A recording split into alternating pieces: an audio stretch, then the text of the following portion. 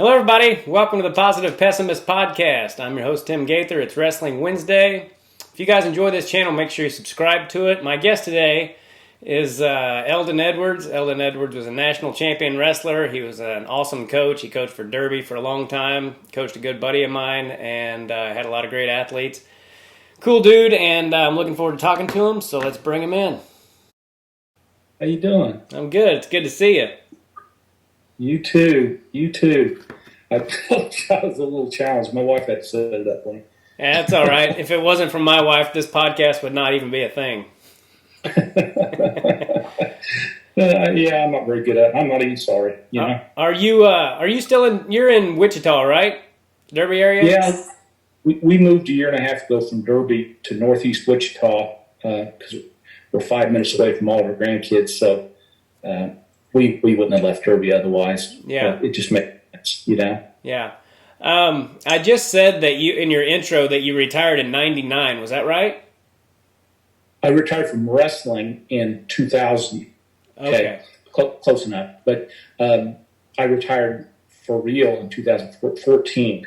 Okay. I continued to coach cross country and track until I was fully retired. But so I've been retired now 7 years, and just it's great, but it's different. I'll tell you what, you go from being busy all the time when you're teaching and coaching, especially coaching multiple sports like I did, to having all this time.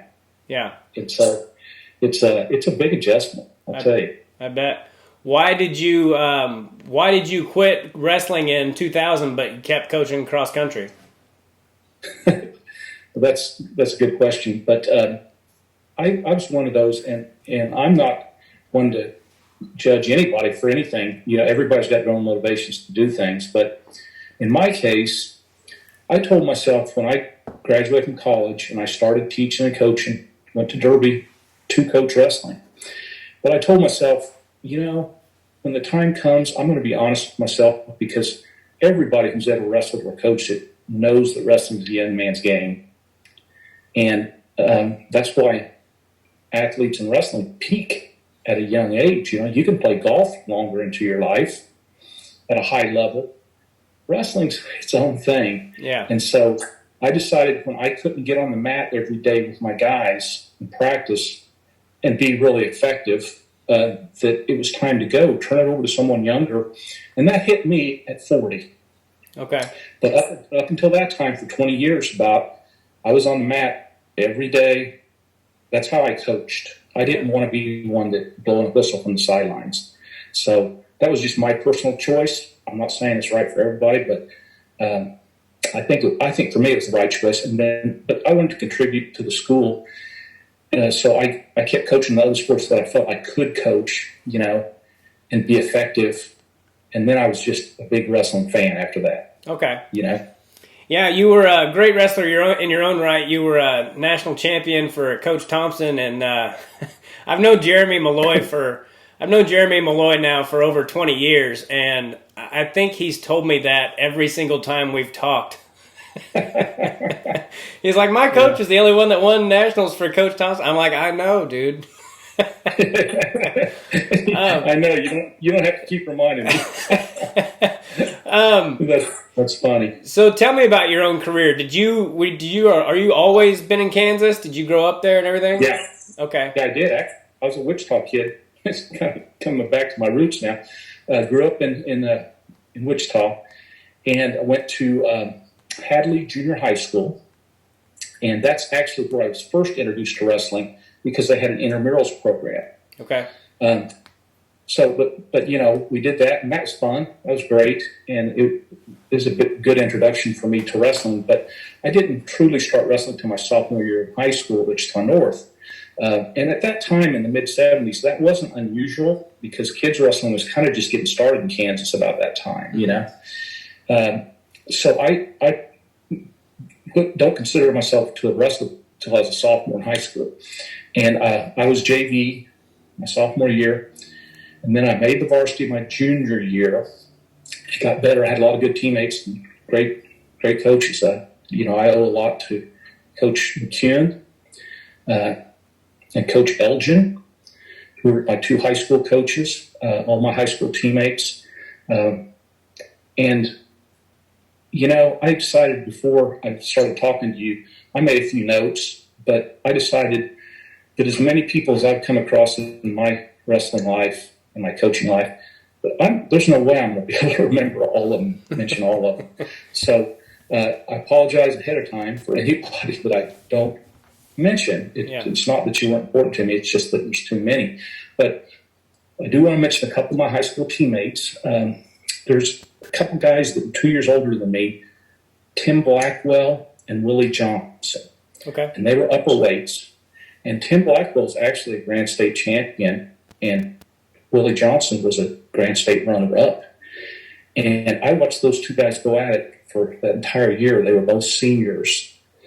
And that taught me a lot about how to practice. Willie Johnson had never wrestled before until his senior year. Wow. Yeah. And it was incredible to see that unfold that year. And Tim just took him under his wing, and it was impressive to watch. So then fast forward, my junior year, I won the state championship somehow. Your junior year you did? Huh? You won it your junior year? Yeah, my junior year. Okay. And I didn't deserve it, but I did. And then my senior year, I was supposed to win, and I learned a pretty good lesson because I got beat in the semifinals of state by a good kid, but I left it up to the official, and I learned that lesson to never do that again. And to this day, my whole wrestling career, that loss was the most bitter loss I ever had. All the college stuff and everything.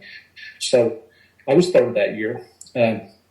Some of my high school guys in my class, I want to mention John Lent, very good friend of mine.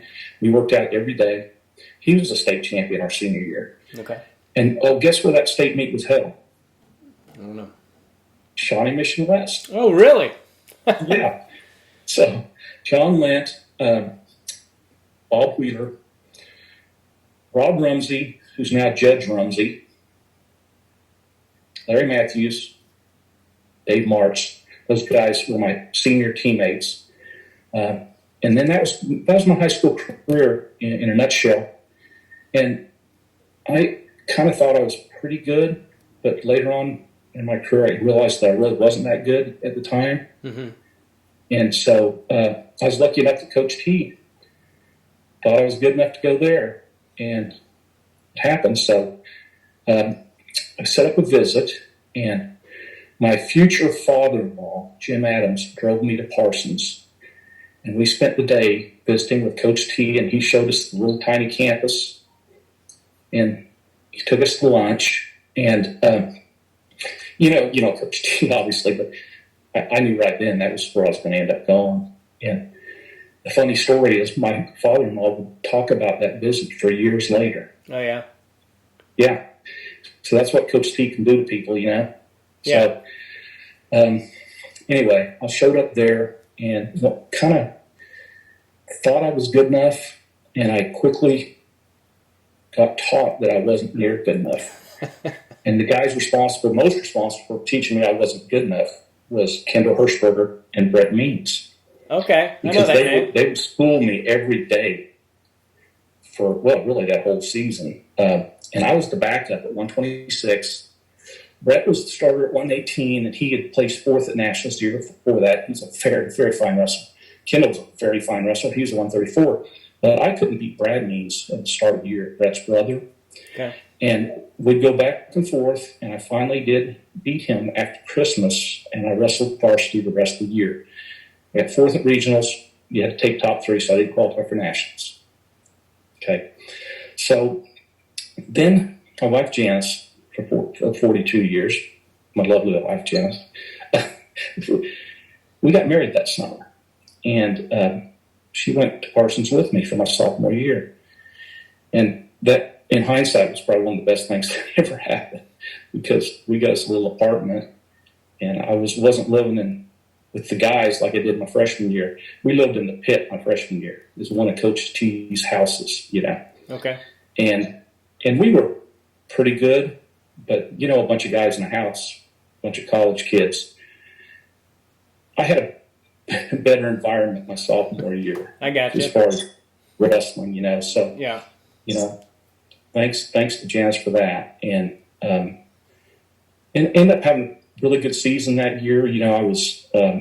I lost one match before Christmas. I was 126 again, and I was cutting hard to make 26. I was walking around that fall before season at 155. Oh wow! So yeah, it was a hard cut, and by Christmas, I lost one match, but I went home for Christmas and convinced myself that I was good enough to be good at 134. So, me going back to Coach Thompson's office after break, I walked in his office and I said, "Coach, I really think I can wrestle 34." And he looked at me and he said, Eldon, maybe you're right. Maybe you can. And later on, I realized the genius of that move, because he certainly could have said, "Get yourself back down to 26," and I would have done it. Mm-hmm. But I think towards the end of the year, I might have been so drained from cutting weight that long and plus I would have resented it. But Coach T knew that there was that 134 pounder out there somewhere that I was going to run into to convince me that I was a 126 pounder. And that's what happened. I won 10 more matches. I thought, hey, this is working out pretty good. And went to a tournament in Missouri, got to the finals and wrestled a guy named Terry Jackson. He was a 134 pounder at Claremore at the time. And he was a big 134 pounder. And he was good. And he would end up being the national runner-up at 134 that year. Okay. And he beat me like a dog. And I walked off the mat, shook Coach T's hand, said, "I'm going back to 26." and I did. So I ended up finishing the season, had a good season, and won regional. It didn't even occur to me that I could win nationals, even at that time. I really hadn't even honestly thought about it that much. It was such a big thing that, it wasn't really on the radar. But there was only 3 of us that qualified for nationals that year, and Mike Collins and Tony Sherburne and me, and they were the big guys. So we had to bring in guys for me to work out with that week. And I'm in the locker room after Monday's practice, and I'm the only one in there. And Coach T comes in, and he said, "I need to talk to you." And I said, "Okay." And he said, "I've been kind of looking at it." And he said, "I think you might be able to win nationals." And I said, "Really?" And he said, "Yeah." And so, I just decided right then that, who am I? If Coach T thinks I can do it, he knows a lot more about wrestling than I do. Yeah. So I just had a really good tournament, and I won, and that's kind of how it happened. It never would have happened without him, though. I'll tell you that. Yeah. In so many ways, not just that instance, but in so many ways. And that's why he's in 7 Hall of Fames, for wrestling. Yeah. Because, he never tried to change us. He just tried to make what we did better. And he certainly did that with me in countless ways. And, just fantastic coach, role model. Yeah. As you well know. Yeah. As you well know. Yeah. Great, man. I wanted to rewind a little bit and ask you why you say that you didn't deserve to win state your junior year of high school. My senior year? Your junior year, when you won, you said you didn't deserve it. I was getting pummeled by a guy from Kansas City who was a Golden Glove boxer. He was much more physical than me and a better wrestler than me. And I was getting pummeled the whole match. He was off the mat with me. I'm behind 4-1.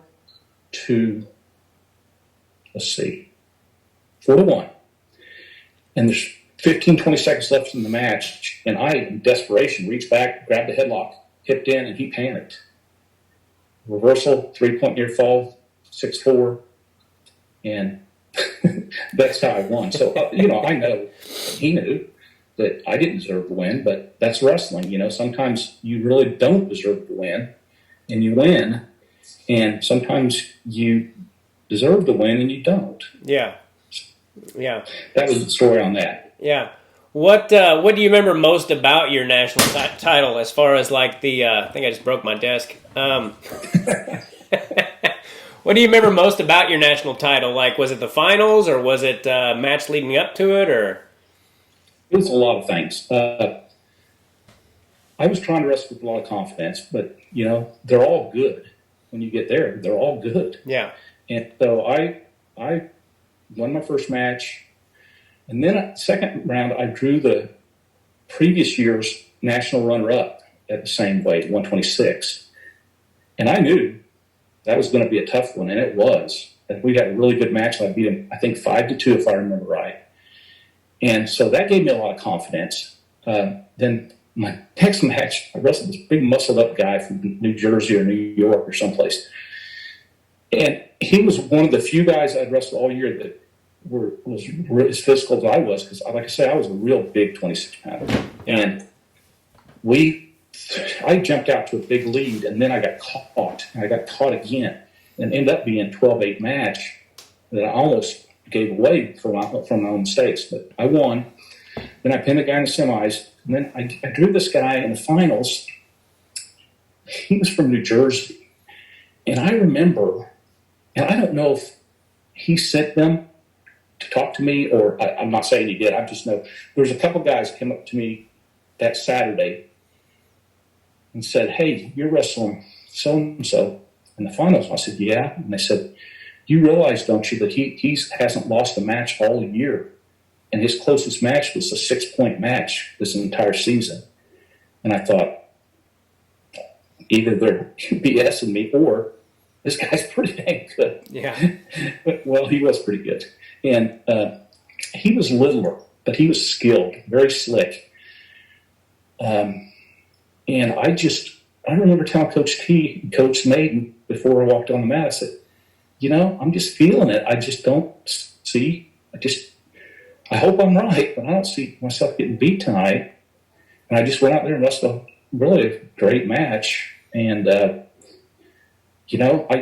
like I say, I learned the lesson my senior year in high school to not leave it up to the refs. So I didn't leave it up to the refs. Yeah. Do you remember the score of that match? I do, roughly. I think you might already know, though, because I think you've done some research. I don't know the answer to this. I don't. Okay, it was like 23-7 or 23-8. Oh, wow. Holy crap. Yeah. So you were feeling it. Well, two ways to look at it. One is, hey, you score a lot of points. The other is, hey, if you score that many points, you should have pinned the guy. Yeah. Right? Yeah. Well, that's a national champion attitude right there. That's freaking awesome. Did they have tech falls in 1980? Would that have been a tech fall? It was 79, but no, they didn't come along till later. Okay. So, anyway. Yeah, I remember once. In kids. I'm sorry. Go ahead. Huh? I started to say that. I remember once in kids, I beat a kid 27-0 before they had the tech fall. You kind of almost feel sorry for something like that, unfortunately. But yeah, I think that's probably why they brought in the tech fall, just for that reason. Yeah, that kid was terrible. It was like a 3-minute match, too.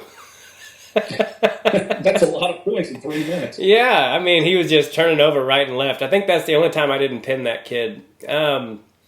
So tell me about the rest of your career. Did you keep wrestling after that? I did for a brief time. One thing I learned pretty early on with wrestling, with my actual wrestling careers, there's always another level. And, you always keep, if you stick with wrestling long enough, you're good enough, and you work hard enough, what you find out is that when you first start wrestling, there's a lot of guys better than you. And then you keep wrestling, and hopefully you're getting better. If you're not, you might as well not be doing it. And then as you progress, there's still guys better than you, but there's fewer of them. And then it keeps going like that. And by the time I got done at Labette, there was always guys better than me, but not as many of them. You know what I mean? Yeah. And so I went to Cal State Bakersfield in 1979, and I found there was a whole room of those guys. A whole room of them. And they had so much talent, especially at the lower weights. And they were good always. But I walked into a room at Bakersfield where our 118 pounder was Joe Gonzalez. Oh, wow. 120 or 126 pounder was John Acevedo. And the plan when I visited there was for me to redshirt because they were both seniors that year. They had been national runners up the year before, and they were both national champions that year. I was going to redshirt and then hopefully be able to take over 26. But there was a guy that decided to transfer that summer after I'd already signed, and he came from Cal Poly, and his name was Danny Cuestas. Danny Cuestas was as good as those guys, if not better. And he ended up being, he won 126 the next 2 years. Oh, wow. So Bakersfield had 126-pound national champions 3 years in a row. And I walked into that. So I realized by Christmas that, I wasn't good. I wasn't good enough. Simple as that. Mm-hmm. And those guys were better. And so we made the decision to leave, and that's the end of my competitive wrestling career. Okay. So I don't have any regrets, and learned a lot from all those guys because they're phenomenal. And when did you start coaching? Then was it pretty immediate, or? Well, no, I still had a year and a half or so to finish. So I finished up at Wichita State. Okay. I was just a student, and finished up and met a lot of great people there at that time. Got my degree, and when I was looking for a job that spring, I had been coaching a kids club during that time when I was in college at Wichita State.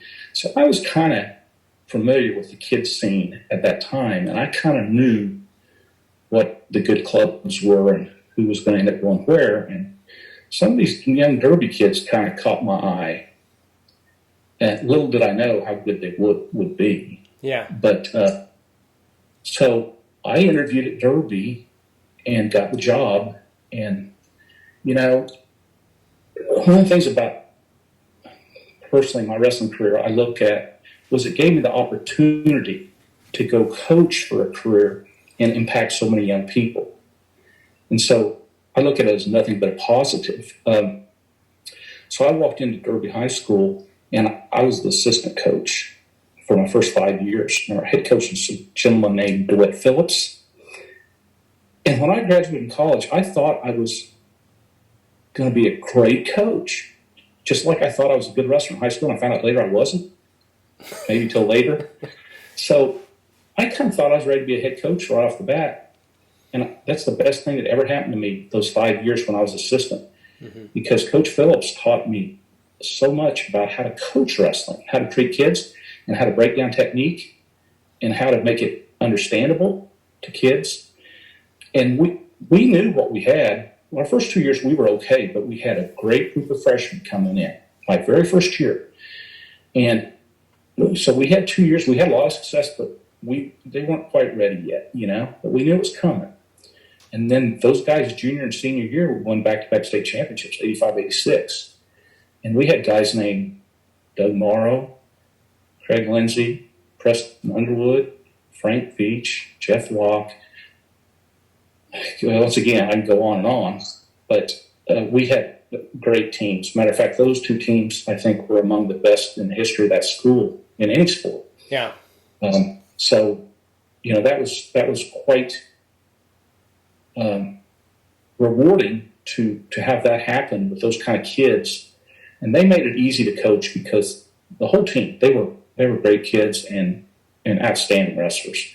So that was a lot of fun, and working out with those kids every day in practice, it was very rewarding because I got to see them grow just all the time. Yeah, how to get so much better. And Doug Morrow, he's one of those, and I'm just singling him out, but there's a lot of examples of this. He got so good his junior and senior year, he was a 3-time state champion. Oh, wow. But he got so good that, not only did I have to work really hard in practice with him, that was kind of secondary, that he would wrestle high school guys, and they would literally crawl off the mat because he was so physical and so good. He was fun to watch, I'm telling you. Yeah. So, I was blessed to coach that kind of kid, and so many more. And so many of them have had some success later on in life. Wrestling kind of does that to you. if you can survive high school and college wrestling, everything else in life's easy. Yeah. Yeah. I believe that. Yeah, there's definitely a lot of truth to that. Is there one kid you could point to? I know that you coached a lot of good guys at Derby. Is there one that you could point to that's the absolute best or the toughest or any of that? No, I couldn't do that. I could in my mind anyway, break down different guys based on different wrestling characteristics, like who was the toughest, who was the best technician, who was the mentally toughest, that kind of thing. I could do that, but it wouldn't accomplish anything because I was lucky to have so many good kids over the years and so many great stories and so much success that, I wouldn't have any of them feel less because I'm singling out any one of them. I mentioned their name. Yeah. I coached Clint Lopez. I coached Dustin May. And, anyone who's been around Kansas wrestling very long knows those names. And they're just great. They're great kids. But, I coached 21 state champions. And we had 2 team titles when I was assistant. And good teams every year. I don't think I ever had a bad team. Obviously, some better than others, but I feel really good about my coaching career. Matter of fact, I feel better about my coaching career than I did about my wrestling career. Yeah. Because you realize how much you're helping kids. And here's the deal. Here's the biggest difference. As a wrestler, you only really have to worry about yourself. Really? I mean, yeah, you worry about your teammates. You're pulling for them. But you really only have to worry about yourself. When you're a wrestling coach, you have to worry about everyone and everything. Yeah. And when you walk out of the tournament, if you don't sleep good that night, you didn't do a very good job. So I totally forgot that you coached Dustin May. I thought he was after you for some reason, but he was a 4-timer, right? Yeah, I coached him and his dad. Okay. Yeah. His dad and I coached Dustin with my other assistants, which I want to mention. We coached him his first 3. Well, I coached him his first 3 years, and then his dad Tony joined my staff. He had already been assistant for me previously, and then he came back when Dustin was in high school, and we coached through his junior year. And then that was the year I retired. After his junior year, me and all 3 of my assistants retired for all our own reasons. Of course, then Dustin won it again his senior year. So he's to this day, Derby's only 4-time state champion, and then had a pretty good career after that. You probably know. Yeah, he had a great career. So Tony May, didn't he coach Wichita Southeast? He did. Okay. He was an assistant coach with me first, and then he went to Southeast as a head coach and had a lot of success, and then decided to come back, later on. Yeah, I got a pretty good Tony May story. Okay. Tony May was not only a good wrestler, a good wrestling coach, but he also won a state championship as a coach in golf at Southeast. Nice. Yeah. So, that tells you a lot about a coach's ability. If they can win state championships in other sports, that's pretty impressive. Yeah, I remember Mark Gage, who was on our team, and I've become pretty good friends with, always talking about Tony May, and I didn't ever put it together until just now that was Dustin May's dad. Correct. Okay. It is. Small world, isn't it? Yeah. And I know Mark Gage, and I remember watching him wrestle. Yeah. And he was pretty tough himself. Yeah. The first time I saw Mark Gage was my senior year of high school. He was the returning state champ at 152, and I saw him signing his bout sheet after he'd mauled somebody in the first round, and I was just looking at him just thinking, that dude does not look like he's in high school. He just had muscles popping out of his ears, and he had tattoos, and back then everybody didn't have tattoos, and I was like, holy shit, this guy. No, he was a tough guy. And yeah. I remember we at the time, I had a kid named Tommy Shaw, who was a dang good wrestler himself, a 2-time state champion, and he used to go head-to-head with Gage. They'd go out and get after it. And I remember I was thinking, I'm glad I got a good enough guys like Tommy Shaw because he can go with this guy. And there weren't a whole lot of guys that could because Gage was tough. Yeah. Do you remember Tommy Shaw's senior year, who he lost to? That was my teammate. Dan I Irwin. did. Yeah. I was there. I watched that match. It was painful from my seat, I'll tell you that. But yeah, no, your teammate had a really good strategy in that match and executed it. And but Tommy ended up having a really good college career. He started for Virginia. Yeah. For I don't know how many years. He'd come back at Christmas when he was in college, and he was a big guy. He's lanky, and he got real big, and he was really good. And he was one of those 2 or 3 or 4 guys that I coached in high school that went on to college careers that would come back to practice at Christmas, and I shook their hand and gave them a hug, sent them out to the practice room, and I stayed as far away from them as I could. I didn't want any part of them because they were big, good college wrestlers. Yeah. And Nathan Phillips was another one. So anyway, great kids, great wrestlers. Yeah, I remember Irwin told me a story. He said that before their match, because they were both undefeated, and it was the semifinals. They should have wrestled in the finals, but you know how state brackets work out sometimes. And Yes. So they're both undefeated, and Malloy always tells me that Tommy Shaw wasn't the kind of guy that would do this, but Irwin said that he was nervous, and he was listening to music and trying to get pumped up, but he just couldn't get in a right, And then he said Shaw walked by and kind of bumped into him as he was walking by, kind of gave him a little bit of a shoulder check, and Irwin was like, you know what, screw this, I'm undefeated too, and took his headphones off, and he said if he hadn't have bumped into him, he probably wouldn't have won that match, is what he told me. So I don't know if that's true or if it's just extra motivation Irwin needed, but it was a good match. I tell you what, that shows you how funny it is that things that can get into wrestlers' heads before a match. Yeah. Good and bad. Yeah, he was really good, Tommy Shaw. Didn't he end up wrestling like 177 in college? I think so. Okay. Yeah. What I always wanted to ask you this: what do you remember most about Malloy's finals match? Because for people that don't know, my senior year we lost state by half of a point as a team, and Malloy was the 103 pounder, and he was winning 7-6, and got lateral dropped with like no time left on the clock, and I swear to God, Eldon, every ref on that bench just instinctively goes, no two. And I can't remember that, Kreiser, I think was his name. He looked at every ref on that bench and goes, 2. And I was like, no! What do you remember about that? Your team would have won state championship right there. Yeah. What do you remember about that? Did you think he got screwed?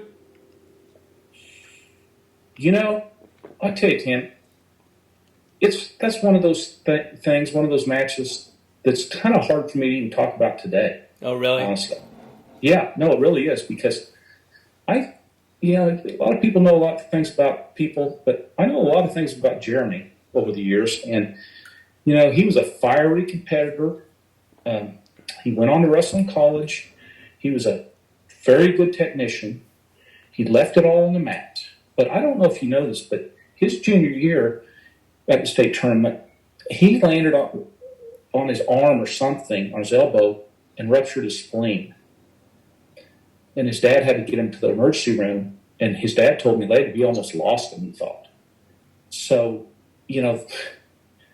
coming back his senior year after that, he had the deck stacked against him as far as physically, because that's a very serious injury.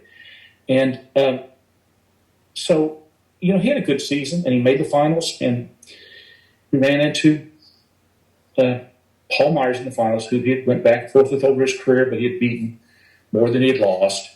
And he was ahead in that match and won that match. And I can't think of one match that I ever coached, ever, that I would say I know without a doubt my kid won that match when he lost.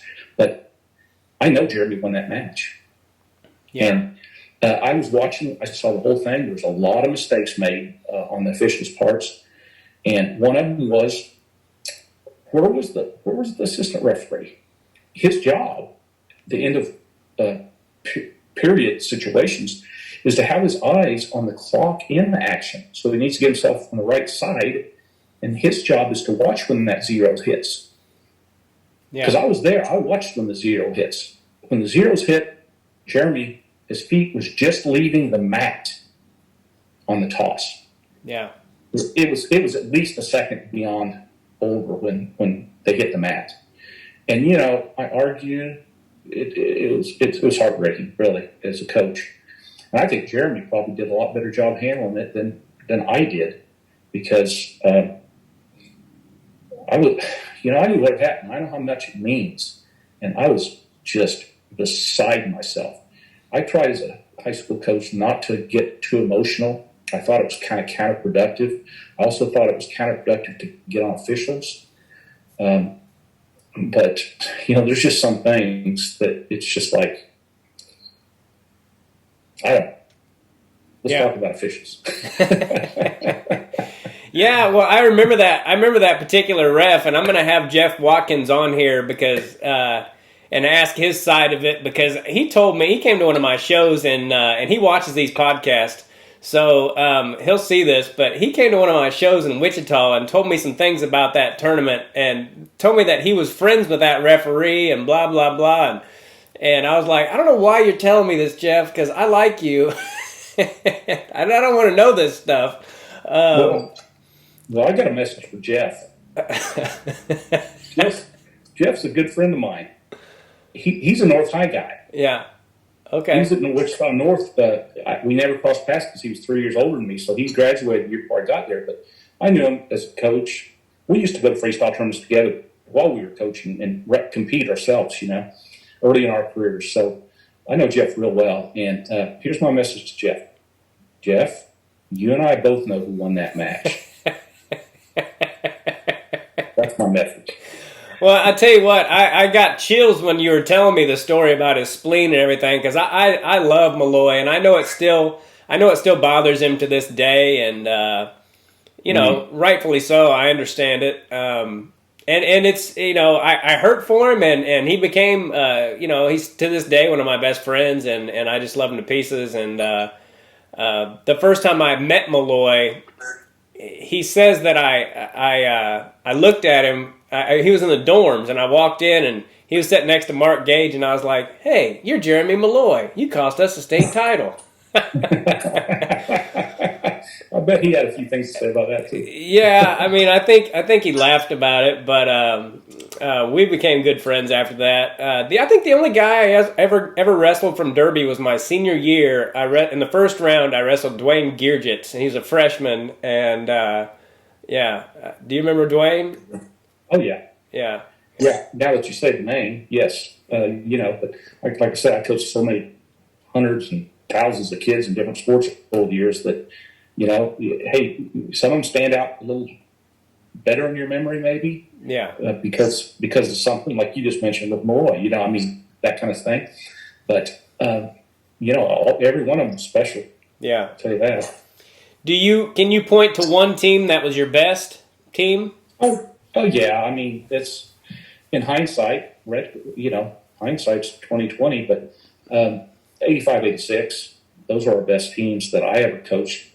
And, you know, both those teams won the state tournament by about 50 points. Yeah. They were dominant teams. Then I also coached a team that was runner-up in 91, and that was Clint Lopez and Ryan Cardula, Mark Clifton, Michael Young, those kind of kids. And you know, I coached Aaron Rusher, and I coached so many good ones. And that, you know, that makes it more fun as a coach. No one can say it's not. Coaching is too tough, especially wrestling coaching. You think, I mentioned earlier, you think wrestling's hard? Become a wrestling coach. Yeah. Become a wrestling coach, because, you know, you're putting in the hours that's unreal. The average person couldn't even relate. And in season, you're just consumed with coaching wrestling and doing what's right for your kids. But, you know, you got to love it. And it helps to love it by having good kids and good teams. Yeah. because it keeps your enthusiasm up and your motivation up. I mean, as a coach, you're not a whole lot different than your wrestlers as far as competition and competitiveness. Everybody wants to win. Yeah. So, yeah, you mentioned a guy that I hadn't thought about in a long time, Michael Young. He won one of my kids' brackets. I think I was in 8th grade when he won my bracket, and just was really good. And then won it as a sophomore. And then I don't know what happened to him. What happened to Michael Young after that? well, he pinned his way through the state tournament his sophomore year. He was a legger. He was a good legger. He was the only kid I ever coached in my whole career in wrestling that I would put up when we had choice in second period. I'd put him up. I never did that with anybody else. Now, part of that's because he was so dang good from top with his leg, but part of it is he wasn't so great on the bottom, to be honest with you. So it was self-preservation. Anyway, his junior. What happened with Michael, and I'm not going to speak for him, but I'm just what I saw. We had some really good guys right then, and I remember we had Tommy Shaw and Aaron Rusher back to back, and they're right in the same weights with Michael, and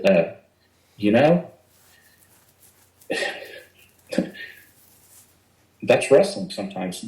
It's like I mentioned earlier, Bakersfield, those guys are better sometimes when you get to right down to it. And, I remember he was defending state champion, and I say this with all respect for Michael, but I remember taking him.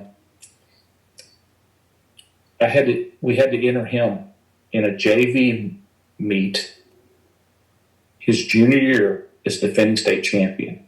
Okay. And I remember the other coaches saying, "Are you kidding me? What is Michael Young doing at this JV tournament?"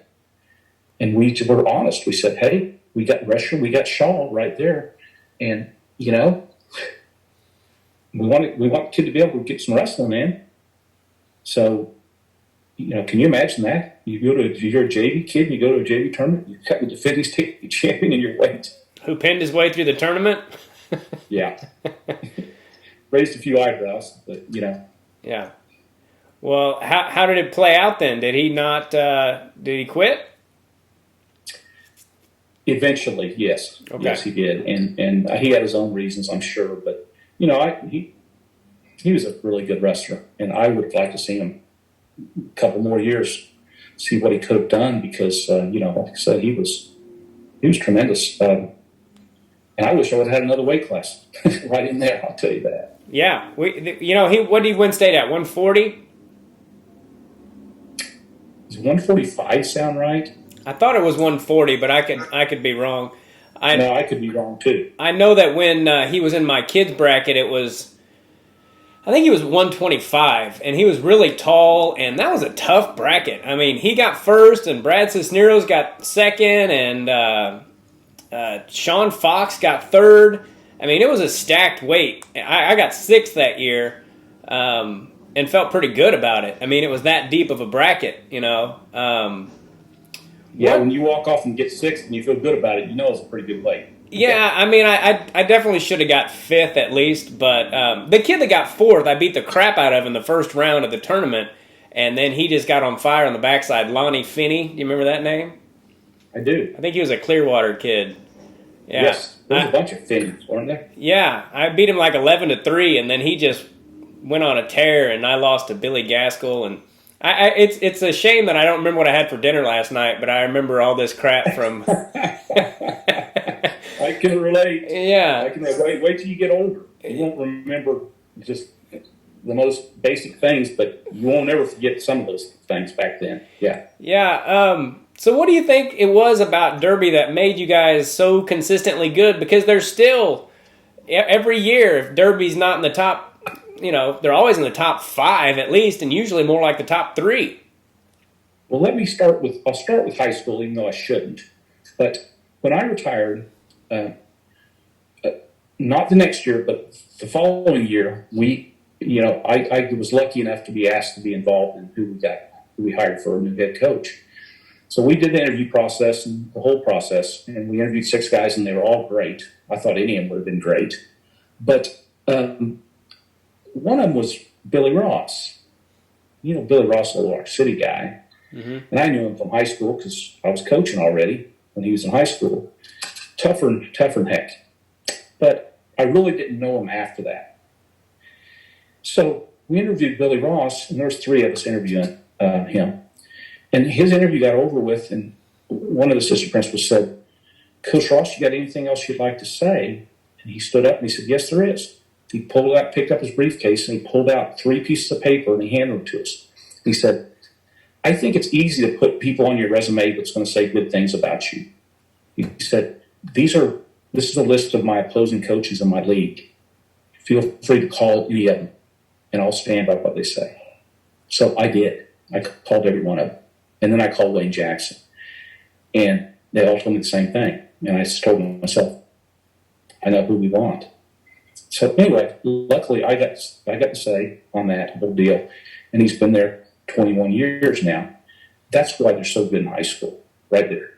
Coach Ross. Okay. And his assistants, one of which is Jeremy Malloy, by the way. Yeah. But anyway, that's been the story with all of his great guys he's had too, but he's been the glue. And anyone will tell you that. But let me go back to why Derby's been so good. Derby was good before I got there, I'll tell you that for sure. They won a state championship in 75, 76, Jim Knoll, Richard Dahl. They won in 78, Don Taylor. They were already good. But I found out shortly after I got there why they were so good. My first day at Derby High School, the kids hadn't even come to school yet. It was just teacher day, I'm in the coach's office, and in walks this older gentleman that I didn't know, and he shook my hand and he said, "Coach Edwards, I wanted to welcome you to Derby. My name's Tom Faust." I remember that name. Yeah. Tom Faust was the founder of the kids program in Derby and coached them for many, many years. That's why Derby was so good. Okay. Tom Faust. He's a legend. He's passed on. But, he's left his mark, I'll tell you that. He produced so many good kids, and he made us high school coaches' jobs so easy in so many ways. He loved wrestling. He would do anything for you. And, in the Hall of Fame. And there's guys like that around different places. But I just wanted to point out the Derby one right there, Tom Faust. Is he related to the Arc City Faust? All those. I don't think so, but I don't know for sure. But one of his sons, Lou, was a longtime wrestling coach at McPherson. Okay. I remember coaching against him and getting to know him. Really good guy, really good family. There's things don't happen by accident. It's one of the things I've discovered. If there's a great story about some school in high school winning all these state championships in whatever sport, there's a story behind it. And, there's a story behind Arc City Wrestling. And I know some of that story, and it's pretty incredible as far as how they've been so good over the decades. Yeah. But there's a story at Goddard Wrestling. Brett Means. And there's a story before that. Dale Naden, who was Coach T's assistant my sophomore year. Okay. He'd been the Goddard coach for a lot of years and had a lot of success. He coached the Means boys. And then Brett Means goes back, and now look at the success he's had at Goddard. Yeah. So there's a story behind it. Yeah, I would almost bet that the Fausts were related somehow to him because there was a bunch of good ones from Arc City, Dirk and Jason, and I can't remember all the ones they had, but they were all good. I'm not saying they're not. There's not a connection there. I just don't know it. Okay. If Coach Ross would know it. Yeah. I can't believe that you've been retired for 21 years already. It seems, it just doesn't seem possible to me. It's went by fast, I'll tell you. And you had, you like you touched on, you coached a lot of great kids, Dusty May, and but the one that I kind of wanted to ask you about was Lopez, because I was a freshman when he was a senior, I think, at 130, and he tech-fault Bob Jaso, and I think he teched or pinned Steve Mesa, and those were really good guys. I think Mesa was a 3-time runner-up, and JSO won it his senior year. He actually beat Mesa 6-5 in the finals. And there's a funny story about that. I don't know if Steve Mesa would appreciate this, but I went to high school state, and I was on the floor, and I was watching with Malloy, and and Mesa was in somebody's corner coaching him. And Malloy looks at me and he goes, I wouldn't want that fucker in my corner. Because he got second 3 times. I mean, one of the best kids, ever come out of high school, but he just never could win it because, like Brian Roberts, who I want to have on here too, who's a 5A guy, he was a 3-time runner-up. And that kid that Mesa was coaching did lose in the finals too. And like, it was just so funny the way Malloy said it. He was like, I wouldn't want that guy in my corner. That's Jeremy right there. That's Jeremy. But, to Clint, one of the things I realized pretty early on about Clint was he's a gamer. He's a gamer. He's a gamer. He was definitely one of the most skilled kids I ever had an opportunity to coach. And he had a great high school career. And like I told you on the phone, I didn't make him. He was already good. We inherited him from Blackwell. And he was coached at Blackwell by a Kansas guy, by the way, Mike Garcia. Okay. He was the Blackwell coach at the time. And I saw Clint. I remember seeing Clint as a sophomore, and I thought, man, this kid's really good. Well, then my wrestlers that summer started get calls, and they said, hey, we hear that Clint Lopez is coming to Derby. And I said, you got to be kidding me, really? No, I didn't know. I learned a long time ago, Coach, you don't count your chickens until they're there. Yeah. So school started, and I didn't see Clint. And like I told you, most kids, when they transfer in, the first thing they'll do is make a beeline to the coach's office and talk to the classroom or whatever and say, hey, I'm here. Look at me. Not Clint. This went on for weeks. I'm sitting down in the coach's office, and I'm thinking, okay, I just got to make sure I'm not getting played here by my guys. I want to make sure he's in our school. I want to see his face. So I tracked him down in class, and I pulled him out of class. And he comes out and he says, hey, I said, Clint, I'm Coach Edwards. And I shook his hands. He said, yeah, I know. And I said, well, how come you haven't come down and seen me? And he said, well, Coach, I just figured I'd see you the first day of practice. Yeah. And that was Clint. How did he do in Oklahoma his freshman, sophomore year? Do you know?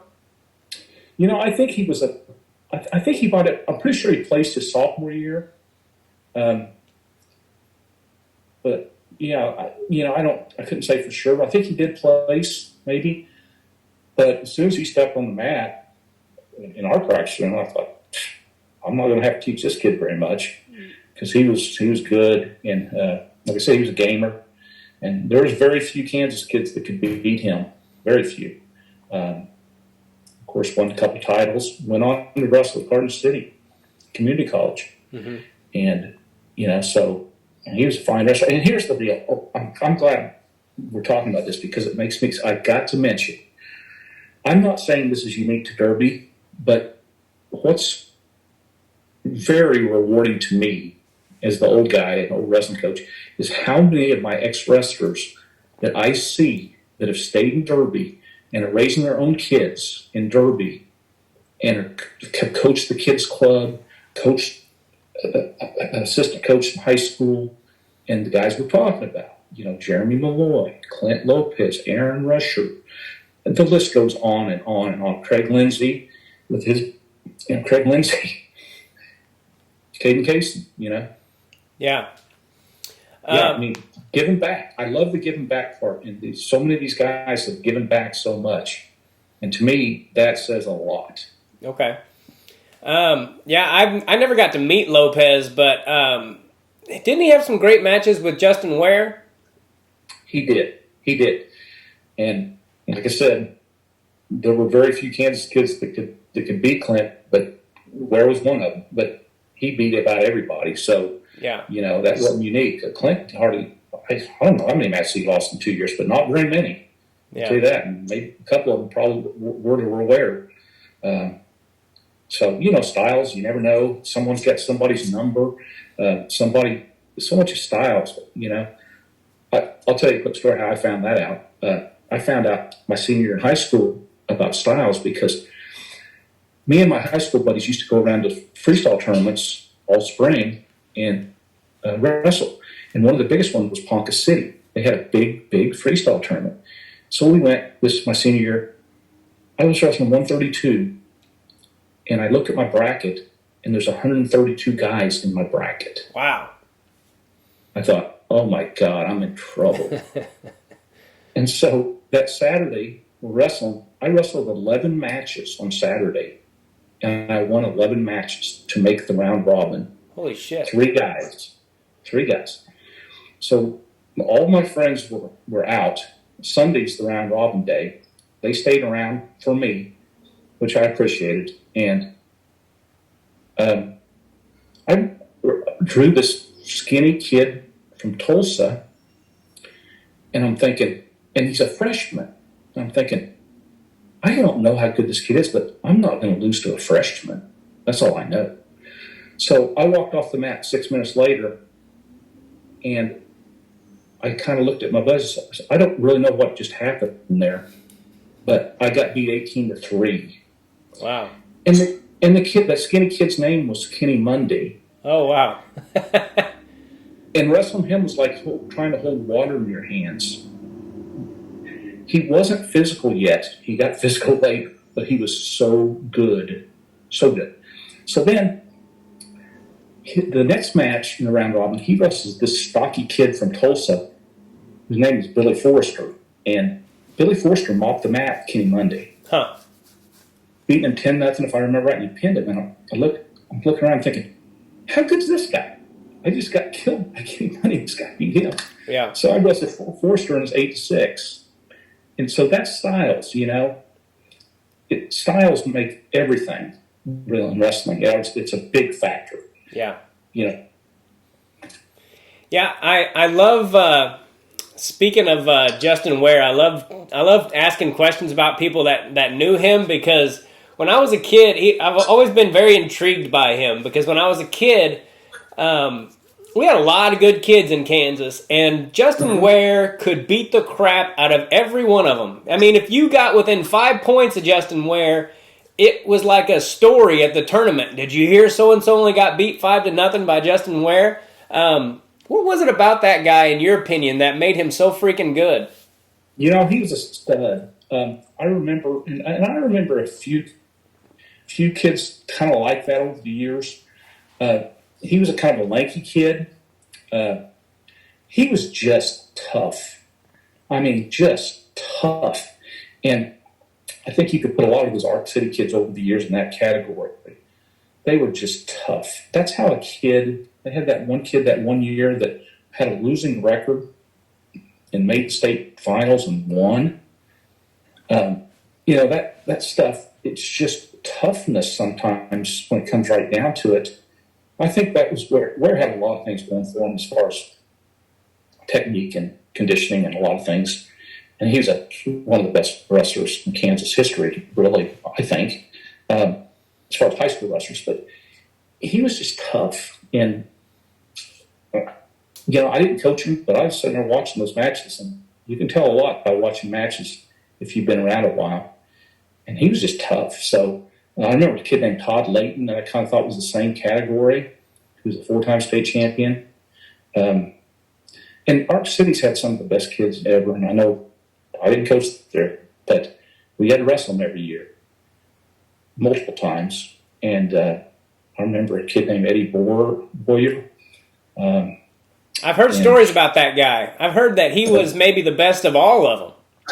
Well, if you talk to longtime Arc City people, I don't think you'd get a whole lot of argument from that, maybe. But I can't speak for them. But, you know, I saw him, and I saw him from the time I started coaching all the way through Arc City guys. He was as good as any of them. I mean, he was feared. He was feared because he was just so dominant. Yeah. Somebody told me that he either beat John Smith or gave him all he could handle, like, you know, obviously when John was younger. But I remember I talked to a guy the other day. It's actually been a few months now, but he was telling me that I needed to get a hold of a guy who was like an Arc City historian, and he would tell me all kinds. So I need to get a hold of that guy. But I've heard about Eddie Boyer. Who, in your opinion, and I know this might be a hard question to answer, but who do you think is the best Kansas wrestler that you've seen? But I'll answer that. Before I get to that, one of your historians may be Jim Ramirez. Get a hold of Jim Ramirez. Okay, I will. And I've got his number. I've got his number if you need it. But yeah, because he goes way back and knows so much about Arc City wrestling history. And by the way, who's the best wrestler in Kansas history? In my opinion, he's the best official in Kansas history. Okay, I've heard that name. I've heard that name. Oh, he's outstanding official. Outstanding. I didn't ever argue with him. Because hardly any coach would argue with him because he was so good. And he coached, he officiated multiple NCAA tournaments. So, you just don't argue with a guy like that because he's going to be right. And he was. So I didn't have to argue with him. But I remember I called him over to the table one time at a tournament. And he walked up to me with a funny look on his face because he was like, Coach, you've never called me over to the table. And I said, I know, Jen. But he had just made a call, and it went against my kid, but it was the right call. And I said, but I got a bunch of pissed off parents up there in the stands, so I've got to act like I'm really mad at you. So they'll be happy. And what I really wanted to tell you is you're doing a hell of a job, and I hope you have a good rest of the weekend. And he just chuckled all the way back to the middle of the mat. It's like, anyway, the best wrestler in Kansas history, high school. I would make a short list, and that's hard to do because you know how many good ones there have been. And here's the thing. I'm not in a position to say because I've only seen what I've seen. I haven't seen before, and I haven't seen too much since, But in the time I was coaching in wrestling, I think the guys towards the top of the list would be Roy Osier, okay, David Ray, guys like Eddie Boyer. I could put some of my own kids on, one or two of my own kids on there. Go ahead. But no, they know who they are. Well, I don't. Well, I mean, you just start with the 4-time state champions list, which has gotten longer and longer and longer over the years. But what a great accomplishment, a 4-time state champion. But, even having said that, I can pick out some 3-timers and some 2-timers that probably, in truth, were as good as those guys. Yeah. Guys like Clint Lopez, I mean, he was only here 2 years. Yeah. Who knows? So, just some of the greatest names. And, hats off to all those guys. What an accomplishment. And once again, it doesn't happen by accident. It happened because you had, good support. And I mean, you've heard of the iceberg analogy, right? Yeah. Where all you see is the 10% above the water. Yeah. But the 10% couldn't be there without the 90% below the water. So anybody who's accomplished anything has always had that support below them. The friends, the family, the teammates, the coaches, the classmates, the neighbors, that they couldn't have done it without it. So that's the way I think about that. Is those champions are champions, but none of them got there by themselves. Yeah. Yeah. And I ask a hard question to ask you who the best at coming out of Derby is because there's so many of them, and maybe I'm not going to take that bait. I'm not going to take that bait.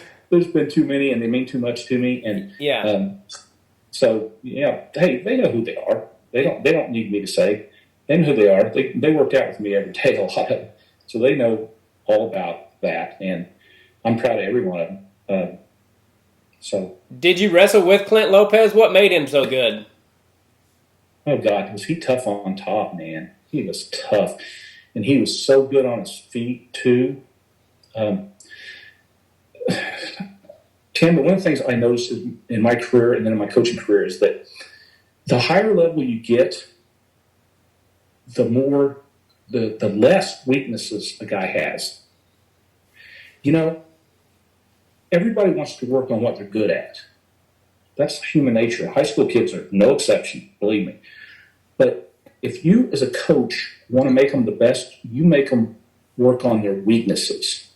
And that's one thing about Clint, is going back to Clint. he really didn't have hardly any weaknesses, and that's why he was so good.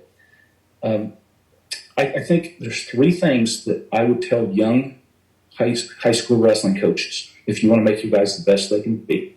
One, make them work on their weaknesses, because the less of them, the better they're going to be. You get against a high-level guy, he's going to find that weakness, and he's going to exploit the heck out of it quick. Yeah. So get rid of the weaknesses. Keep working on the strengths, because that's fun, but make them work on the weaknesses every day in practice. The second thing is,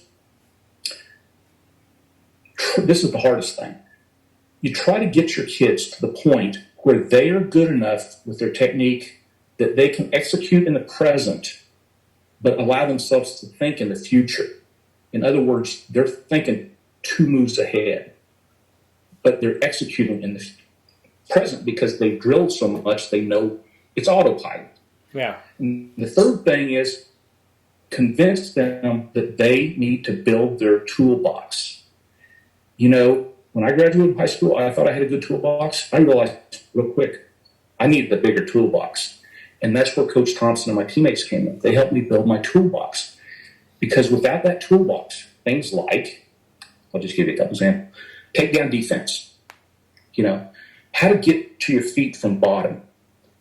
Those things, and you can go on and on to the most important things about technical wrestling, conditioning. But you've got to have every one of those tools in that toolbox to reach out. And the kids that don't reach the high level are the ones that are missing tools. They can't reach in there and get that tool because they're missing them. Yeah. The only way to get to a high level is to have that big old toolbox that you can just keep reaching in. So anyway, high school coaches, that's my advice to you. Take it or leave it. I thought it worked for me, but you got a tough job. Yeah. What do you miss the most about coaching? I miss the relationships. That's what I miss the most about all my coaching and all my, wrestling. But, cross country and track, I had some great kids, some great families. The relationships with these people. And, I told you, about the highlights of my wrestling career, my coaching career in wrestling. But I don't know if you know this, probably you don't, but I coached my '08 girls cross country team was 6A state champions. And that was a highlight of my coaching career right there. Yeah. It was such a cool experience. And, those 8 girls, will probably be watching this wrestling, but if they are, you know who you are. And what they did that season was incredible. Yeah. So, coaching other sports, it's relationships. It doesn't matter what sport it is. And that's what I miss the most about coaching is you develop those deep relationships. Yeah. Yeah, the thing I miss the most, people are always talking about wrestling being fun. I'm like, wrestling wasn't that fun. Like winning was fun. And my senior year we had a great team and riding home on the bus after we won a tournament, that was the best part of it for me. Because we were all going to dinner. And, I didn't worry about what we were going to eat that night, and you're just with your buddies, and that's what I miss the most about it. Speaking of cross-country, have you ever seen that Kevin Costner movie where he's the cross-country coach? Yeah. If you don't get chills watching that movie, I don't want to know you. I mean, I do. Yeah. I do. Great movie. It is a great movie. Yeah, and It's a true story. What's that? It's a true story. Oh, yeah. Yeah, I can't remember the name of it right now, but oh, geez. I'll remember it as soon as we get done. Yeah, I will too. Great movie, and I love to run. I'm not very good at it. I'm short and stocky, and I'm not fast at all. But as far as the accomplishment of when I'm done with it, or the very end of it, when I there's a lot to wrestling that cross country that it's more mental than anything. There are times where I just feel like, holy crap, I'm not going to be able to finish this. I'm running 4 miles and I'm only half a mile into it and I feel like stopping. And when I make myself push through it, even at almost 46 years old, when I push myself through it, I feel so good when I'm done with it. I have to remind myself that I'm not training for anything. I know, it's incredible, and I learned that quick with these kids, but, I went to Derby to coach wrestling, obviously. But after my first year, I got a call 2 weeks before the school started from our AD at the time, Don Taylor, and he said, "Eldon, I need a favor from you." I said, "What, Don?" He said, "I need you to coach cross country this year." And I said, "Don, I don't know nothing about cross country." And he said, "It don't matter." He said, "Just coach this year and give me time to get somebody else because our coach just quit." So he's a friend of mine to this day. And I said, "Okay, Don, I'll do it." And I'm thinking, this might be interesting, but I don't know anything about cross country. So I show up, and I've got 13 kids on my team, 11 boys and 2 girls. We got last in every meet all year long. We were trying, but we weren't very good. Yeah. And I remember getting on the bus after those meets, and I remember thinking the feeling I was feeling, and I'm thinking, why do I really care? I'm just doing this for a year. Why do I really care? But I was pissed. And I remember about 2/3 of the way through the season, I told myself, I said, heck with this. I'm going to stick with this. I'm going to make these guys better. And so I recruited. And the next year we had 46 kids on the team. And bingo, we were better. And all of a sudden, we were one of the better teams in the state for years. And coached some fantastic kids over the years, which I have real fond memories of, just like coaching my wrestlers. And the runners are there's so many ways to the same as other athletes, but they're different too. And one of the ways I realize that runners are different is they're deep thinkers. Those runners are deep thinkers. And, you motivate those kind of kids differently, plus you're coaching boys and girls, but you motivate those kids differently. With wrestlers, you almost have to kill them to get them to do what you want them to do. Well, thank God you had the wrestling room for that. But with the runners, they were thinking so deeply that all you have to do is raise your voice, and they were just like, they were easy to keep in line. Yeah. Plus, they're all generally a lot better students too, so I didn't have to worry about grades. And so I learned real quick you had to coach them completely differently. And just remember so many good runners over the years. Once again, I can't mention them all, but Jake White and the girls on my state championship team, Laura Burke, Samantha Bartlett, Caitlin Clayman, Brenna Clayman, Tori Lewis, Valerie Nielsen, Amber Green, Emily Lundbeck. Wow. Those 8. Okay. And so anyway, when certain things happen in your career when you coach, you kind of don't forget certain things. Yeah. That's something you don't forget. Yeah. Yeah, wrestlers are definitely hard-headed, and I knew a lot of great wrestlers that never finished their career, and that's part of what I love about the stories of wrestling. There's always somebody that you've never even heard of that they're like, well, I know a guy. My brother was like that. My brother was my senior year of high school. My wrestling coach. Do you remember Coach Leonard? Yes. Yeah, he was not loose with compliments, and and I remember him saying Jimmy Gaither could have been the best wrestler Shawnee Mission West ever had, but he couldn't get his grades together, and blah blah blah. And there's a lot to that story, but my brother was one of those guys that people have to, they don't realize how good he was, but there were some state championship teams that my brother would be ineligible, but he could go through that room and beat the crap out of just about everybody. And people didn't know that, the people that were, in the know, they knew. But for Coach Leonard to say that meant a lot to me. He just said it to my team after a practice, but it was cool. What do you remember about my coach? Do you remember much about him? The coaches up there, we didn't see a whole lot, usually only at the state tournament most years. Yeah. And later on, some of us, decided to take our teams up that area during the season. And I remember going to Blue Valley Northwest every year, and that was a good trip. So we saw more of those coaches throughout the year in my later career. But I don't remember anything specific about your coach, but I do know there's been a lot of good coaches up there over the years. We all know their names. But one of them just retired. He's not that far north, but Gonzo. Who did? And Bob Gonzalez. Oh yeah. In Manhattan, and I think this was his last year, I believe. But he's been around forever. And then some of these other guys too.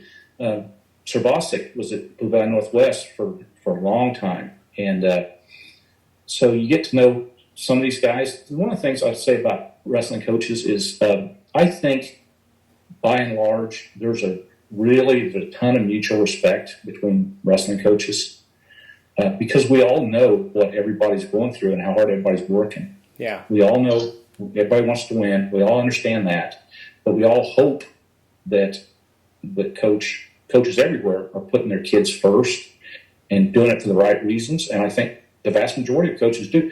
It's almost impossible to coach wrestling without doing it for the right reasons because it's too dang hard. Yeah. So anyway, full respect for those guys. I think even more so than as a wrestler you were. I think we all did respect our opponents, but there's always those few guys that you kind of didn't like. Yeah. And as wrestling coaches, there's fewer of those. Yeah.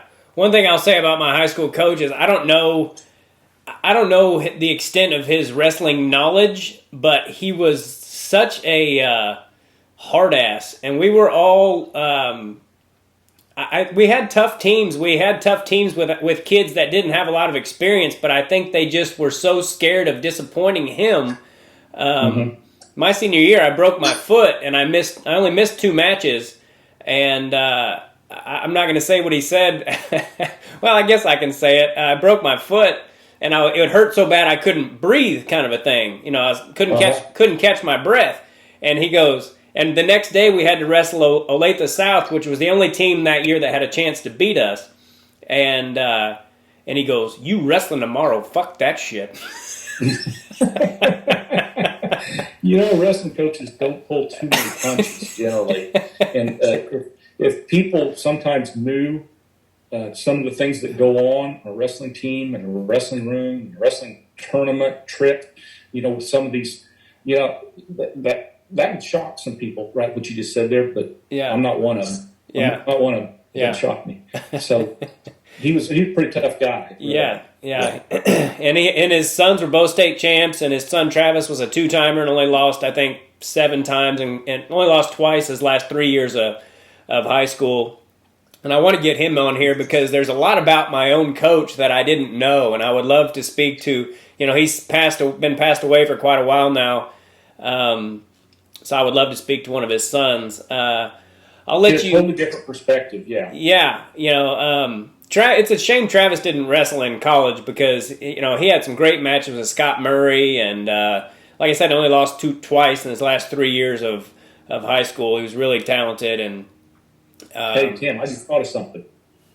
You asked me the best high school wrestlers in Kansas history. 2 more names just popped into my head. Bo Maines,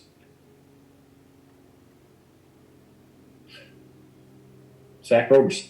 Yeah, absolutely. I had Bo Menace on last week, and really, yeah, we had a good podcast, and that guy did not lose a match.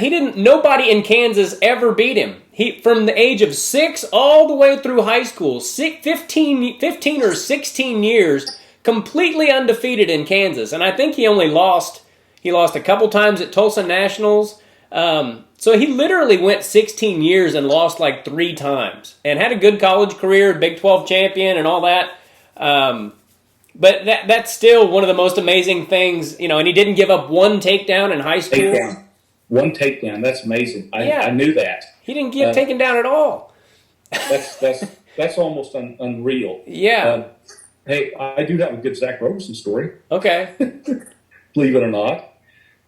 So Zach was an 8th grader, and me and Jeff Watkins and Brad McBee had a stretch where we were coaching junior duels and cadet duels. Actually, they were the same time, if I remember right, and they were down in Oklahoma, and we were coaching those teams several summers in a row. And I got a call from Zach's dad. and he said, my son's just in the 8th grade, and he's real little, but I'd kind of like you to consider taking him on the team for this cadet junior dual thing. And I said, we didn't have a guy. I didn't know Zach Roberson from anybody. And so his dad dropped him off at my house that morning, and I had 2 or 3 seniors. I think there was 2 of them from my team and 1 of them from my campus. And they all rode. I picked them all up, and we rode down to Oklahoma together. And I remember we were on the road, and Zach's sitting in the back. He's not saying a word. He's a little guy. These guys are all grown high school men, and they're treating him like a little brother. It's like little brother. Zach, you kind of almost wanting to pick on him, but he's too nice of a kid to pick on, And I remember they're talking about their high school careers and what all they've done and all this stuff. You know how that goes. And finally they get to Zach, and one of them says, "Hey, Zach, did you ever go to Kid State?" And he said, "Yeah." And they said, "Zach, did you ever place at Kid State?" And he said, "Yeah." And they said, "Did you ever win Kid State?" And he said, "Like 9 times." Or something like that. It was either 6 or 8 or 9 or something. Yeah. And you could have heard a pin drop in that car all of a sudden because Zach wasn't little Zach anymore. He's a stud. Yeah. Yeah. Ended up being I think he got 4th, and then he won it his senior year. I want to get him on here too. There's so many people involved in wrestling, and the thing I love about it is there's so many stories, and that's been the most enjoyable part of this for me. These podcasts is hearing the stories that no one ever hears, and giving people a chance. Who, especially back in the 90s and 80s were really good and people I knew growing up. And, the first year that I wrestled, the first couple years that I wrestled, Derby was when they won high school state. So I didn't know anybody from there. I just knew that Derby was the high school state champions. So it's just cool that it all comes full circle, and now I'm able to speak to somebody who was an assistant coach on that team. And at the time when I was 7 or 8 or whatever, I never thought about, that in a million years. I just remember thinking, well, that's cool. They must be really good. And now I am, talking to you, and it's a lot of fun for me. So I appreciate it. Hey, if you want to have fun, one of these days get Billy Ross on. Okay. Yeah, I definitely will. Coach Ross would be a great interview. I can tell you that for sure. Okay. Well, I'll let you get out of here, but I can talk to you all day, but I'll let you go. Is there anything you'd like to say before we get out of here? Yeah, I'm going to say a couple things. I want to thank all my wrestlers over the years, all my athletes over the years. I want to especially thank all my assistant coaches over the years in all the sports. And you all know who you are, and you stuck with me as long as you did, which is surprising. But, I had some very great and loyal assistant coaches over the years, and I still stay in contact with almost all of them to this day. And finally, I've got to thank my family. I mentioned my wife, Janice, and we have 2, Aaron and Emily, and their husband, Aaron's husband, Trey, Emily's husband, Spencer, and our 4 grandchildren, Georgia, Sophie, Everett, and Henry.